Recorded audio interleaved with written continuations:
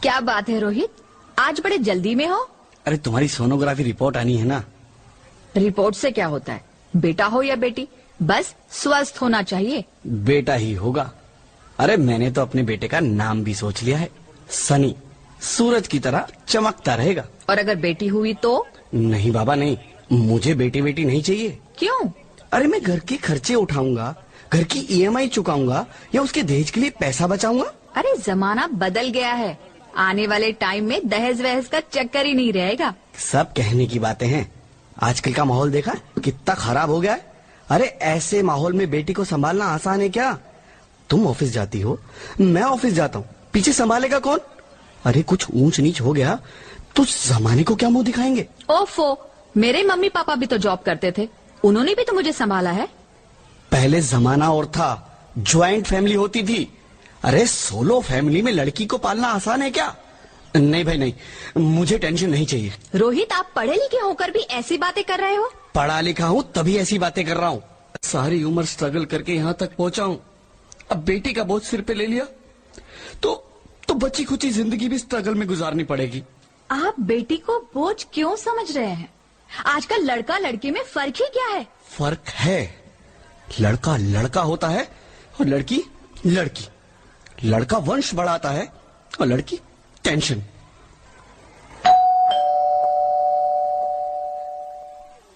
साहब, डॉक्टर साहब ने ये रिपोर्ट भेजी है। ओह, रिपोर्ट आ गई? बताओ ना क्या है रिपोर्ट में? वही जिसका डर था, तुम्हारे पेट में बेटी है। तो इसमें परेशान होने की क्या बात है? मैं तो बेटी ही चाहती थी। पर मैं नहीं चाहता ना बेटी, मुझे नहीं चाहिए बेटी। मस्ती क्यों नहीं, आजकल बेटी को पालना, पढ़ाना, शादी करना सब बहुत मुश्किल है।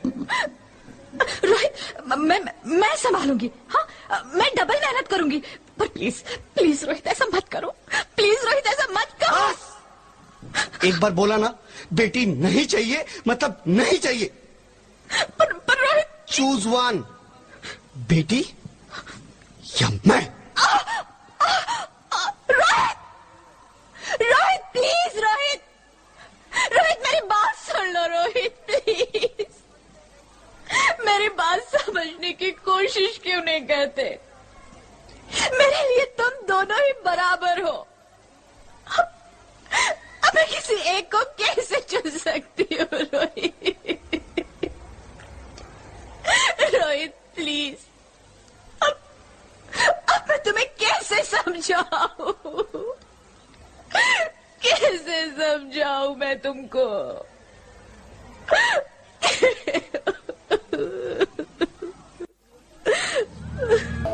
शर्म आ रही है ना उस समाज को जिसने उसके जन्म पर खुल के जश्न नहीं मनाया। शर्म आ रही है ना उस पिता को उसके होने पर जिसने एक दिया गम जलाया। शर्म आ रही है ना उन बुजुर्गों को जिन्होंने उसके अस्तित्व को सिर्फ अंधेरों से जोड़ा।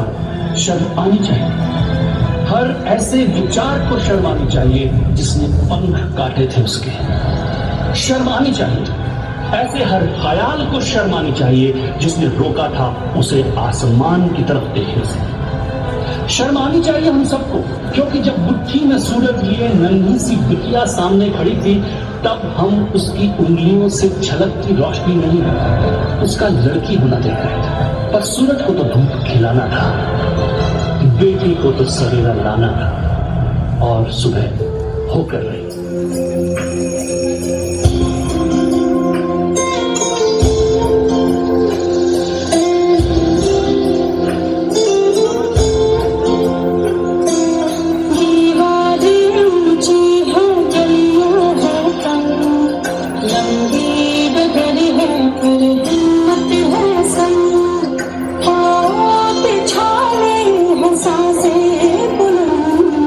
लड़ने चले